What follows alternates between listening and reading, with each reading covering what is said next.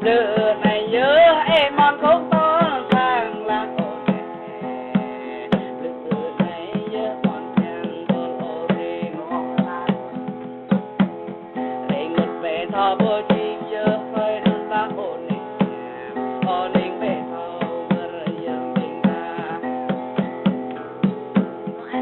bài là đi về tổ có chúa biết tay lời em tuông cơ bên ta rồi này là vẻ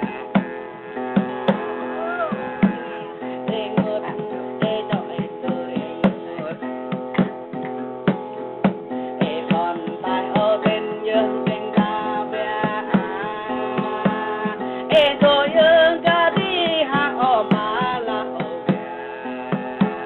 ở mà hàng em dương là vẻ bên họ nhớ em luôn chắc có giá làm vẻ để nó vừa là vẻ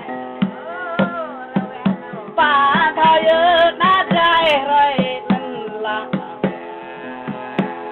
ở bên nhớ em nhung để em biết